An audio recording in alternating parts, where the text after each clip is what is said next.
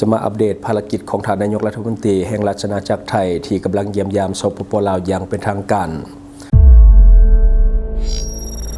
Time to share D+ ผลิตภัณฑ์ปกป้องตับจากเครื่องดื่มแอลกอฮอล์สวัสดีท่านผู้ชมกลับมาพบกับรายการทำทูแสสำหรับผู้ข้อข่าวที่เราอยากจะนำเสนอในวันนี้ก็คือเกี่ยวข้องกับนายกรัฐมนตรีแห่งราชอาณาจักรไทยที่กำลังมาเยี่ยมยามสปป.ลาวอย่างเป็นทางการซึ่งเป็นการเยี่ยมยามครั้งทบิดหลังจากที่ว่าได้เข้ารับตำแหน่งซึ่งว่าการมาเยี่ยมยามสปป.ลาวก็ถือว่าได้ถูกต้อนรับอย่างอบอุ่นในช่วงเช้าของวันนี้ซึ่งเขาจะมาอัปเดตเรื่องของความคืบหน้าและก็ภารกิจต่างๆที่ท่านนายกรัฐมนตรีของไทยที่กำลังได้เหตุในขอบเขตนครหลวงเวียงจันทร์ในปัจจุบันก็คือพิธีต้อนรับทานอนุทิน ชาญวิรกูลนายกรัฐมนตรีแห่งราชอาณาจักรไทยพร้อมด้วยภรรยาและก็คณะได้จัดขึ้นอย่างเป็นทางการและก็สมเกียรติในวันที่ 16 ตุลาคม ปี 2025 อยู่สำนักงานนายกรัฐมนตรีแห่งสปป.ลาวโดยได้รับการต้อนรับอย่างอบอุ่นจากท่านชอนชัยศรีพันดรนายกรัฐมนตรีแห่งสปป.ลาวพร้อมด้วยภรรยาและคณะ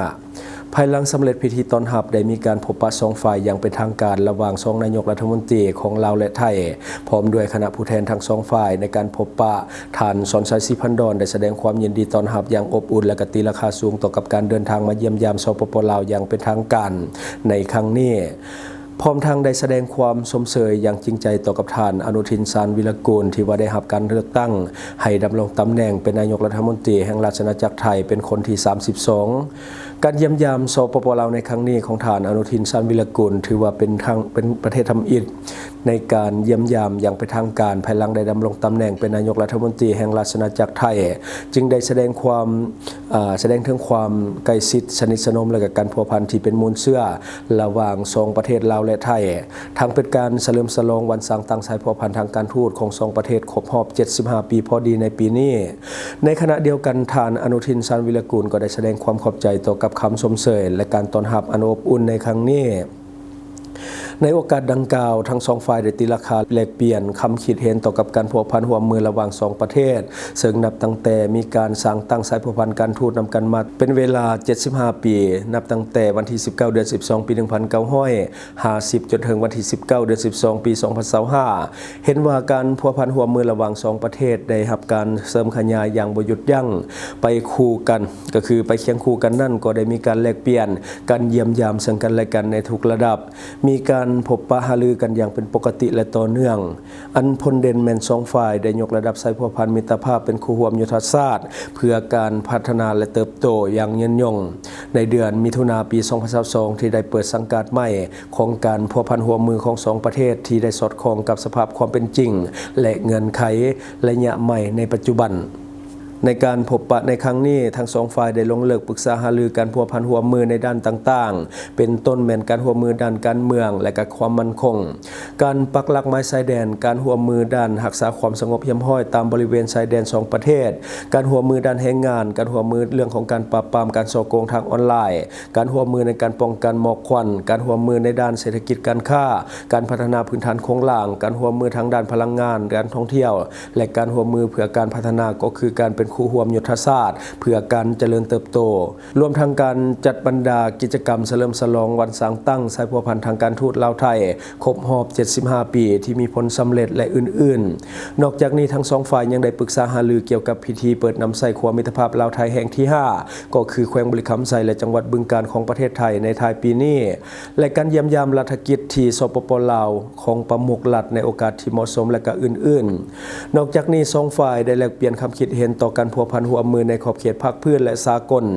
รวมทั้งสภาพการทางภาคพื้นและก็สากลจำนวนหนึ่งที่สองฝ่ายมีความสนใจร่วมกันพร้อมกันนี้สองฝ่ายยังได้สืบต่อยืนยันว่าจะสืบต่อร่วมมือกันในเรื่องของการชุบยูบรรดากลไกการร่วมมือทั้งสองฝ่ายที่มีอยู่นับแต่ศูนย์กลางจนฮอดท้องถิ่นให้สืบต่อได้รับการเสริมขยายและก็หัดแนนการพัวพันร่วมมือให้หลายขึ้นเพื่อสร้างเงื่อนไขอันดีให้แก่การพัฒนาและเสริมสร้างคุณภาพชีวิตของประชาชนทั้งสองชาติลาวไทยให้นับมือนับดีขึ้นเถื่อละก้าวในโอกาสเยี่ยมยามในครั้งนี้รัฐบาลไทยให้การช่วยเหลือแก่สปป.ลาวจำนวน4โครงการเสริมขยายและก็ยกระดับการร่วมมือกับประเทศเพื่อนบ้านในการสกัดกั้นยาเสพติดและก็ทำลายเครือข่ายการค้ายาเสพติดระหว่างประเทศมูลค่า 10.15 ล้านบาท การมอบวัสดุอุปกรณ์สำหรับการเรียนการสอนให้แก่วิทยาลัยเทคนิควิชาชีพสวรรณเขตภายใต้โครงการสร้างทักษะแรงงานวิชาชีพสปปลาวมูลค่า 1,495,930 บาทการมอบเซรุ่มแก้พิษงูให้แก่โรงหมอเมืองพลโฮงแขวงเวียงจันทน์มูลค่ารวม 875,000 บาทการให้การช่วยเหลือทางด้านวิชาการก็คือแก่สปปลาวสำหรับเวียงงานออกแบบรายละเอียดโครงการพัฒนาระบบน้ำประปาระยะที่2ในสปปลาวมูลค่ารวม30 ล้านบาทนอกนี้ยังมีการแลกเปลี่ยนเอกสารจำนวน1ฉบับก็คือการแลกเปลี่ยนบทบันทึกความเข้าใจระหว่างธนาคารเพื่อการส่งออกและนำเข้าแห่งประเทศไทยกับธนาคารส่งเสริมกสิกรรมจำกัดอันนี้ก็คือเนื้อในของข่าวและก็ความคืบหน้าของนายกรัฐมนตรีแห่งประเทศไทยที่ว่ามาเยือนลาวอย่างเป็นทางการซึ่งว่าก็มีการพบปะกับนายกรัฐมนตรีแห่งสปปลาวและก็มีการแลกเปลี่ยนคำคิดคำเห็นและก็เรื่องของการพัวพันกันหัวมือต่างๆเนาะที่ว่าเกิดขึ้นและก็เป็นสม่ำเสมอบ่ว่าจะนายกสมัยใดของไทยมาเยี่ยมลาวหรือว่าลาวไปเยี่ยมไทยก็จะมีการปรึกษาหารือกันเรื่องของการหัวมือที่เป็นรูปธรรมและก็นับแน่นแฟนและก็มีให้หัวมือกันในหลายด้านยิ่งขึ้นเนาะซึ่งว่าอันนี้ก็ถือว่าเป็นสิ่งที่สำคัญในการกระชับเรื่องของความสำคัญเรื่องของความสัมพันธ์ระหว่างประเทศระหว่างลาวและไทยก็คือประชาชนสองชาติบ่เฉพาะแต่เรื่องของการนำหรือว่าผู้นำที่ว่าพบปะพัวพันกันแต่ว่าระดับประชาชนกับพบปะพัวพันแล้วก็ไปมาหาสู่บ่ว่าจะเรื่องของการค้าขายเรื่องของการท่องเที่ยวและการเรื่องของการพัวพันเรื่องของสายสัมพันธ์ต่างๆก็ถือว่ายังหัดแน่นเสมอมาเนาะจังใดก็ตามขอให้หักกันแบบนี้ตลอดไปอันนี้ก็คือสิ่งที่เราเก็บมาเล่าสู่ฟังหวังว่าท่านจะได้รับสาระดีๆสำหรับท่านที่ว่าเบิ่งรายการเฮาอยู่คิดเห็นจะได้กับสิ่งที่ว่านำเสนอไปก็อย่าลืมฝากไว้ภายใต้คอมเมนต์ของเฮาและข้าพเจ้าจะเข้าไปอ่านด้วยตนเองขอขอบใจข่าวสารที่หลากหลายนำเสนอได้โดนใจวิเคราะห์ตรงประเด็นแถมเนื้อหาก็ฟังง่ายอัปเดตข่าวเล่าทุกแบบทุกสไตล์ฟังกันสบา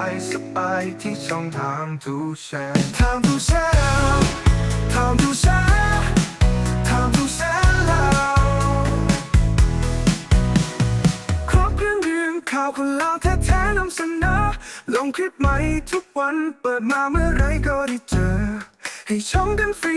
เสิร์ฟสิ่งดีๆให้เสมอข่าวราวยุคใหม่ไว้ใจไทม์ทูแชร์ไทม์ทูแชร์ไทม์ทูแชร์ไทม์ทูแชร์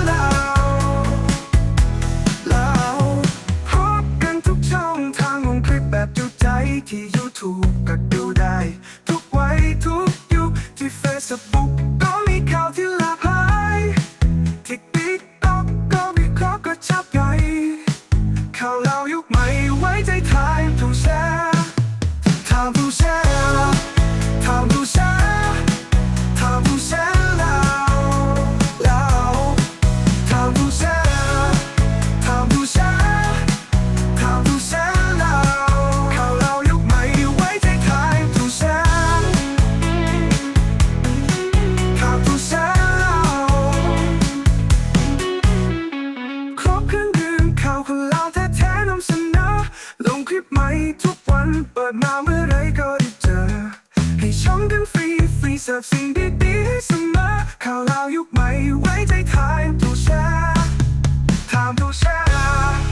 ไทม์ทูแชร์ไทม์ทูแชร์เราพบกันทุกช่องทางลงคลิปแบบจุใจที่ YouTube ก็ดูได้ทุกวัยทุกยุคที่ Facebook ก็มีข่าวที่หลากหลายที่ TikTok ก็วิเคราะห์ก็ชับใหญ่ข่าวเรายุคใหม่ไว้ใจไทม์ทูแชร์ไทม์ทูแชร์ไทม์ทูแชร์ไทม์ทูแชร์เราไทม์ทูแชร์ไทม์ทูแชร์ไทม์ทูแชร์เราข่าวเรายุคใหม่ไว้ใจไทม์ทูแชร์ไทม์ทูแชร์เรา บริษัทเพชรสุขมิไซเจริญทรัพย์จำกัดผู้เดียวบริการก่อสร้างครบวงจรหับสำรวจพื้นที่ก่อสร้างและให้คำปรึกษาโครงการหับออกแบบโครงการต่างๆทั้งแบบ 2D และ 3D การบริการคิดไล่และการประเมินโครงการก่อสร้างหับเป็นที่ปรึกษาโครงการก่อสร้างต่างๆสำหรับท่านใดที่สนใจอยากใช้บริการกับบริษัทเพชรสุขมิไซเจริญทรัพย์จำกัดผู้เดียวสามารถติดต่อที่เบอร์ 02055662255 หรือ 02077776451 หรือท่านจะเข้าไปเบิ่งผลงานที่ผ่านมาของบริษัทพวกเราได้ที่แฟนเพจบริษัท PSMC จำกัดอยู่เมืองลาวใช้แต่เงินกีบลาวและส่งเสริมผลิตภัณฑ์ภายในเพื่อลดผ่อนการนำเข้าสินค้าและแก้ปัญหาเงินตา Subscribe for more video.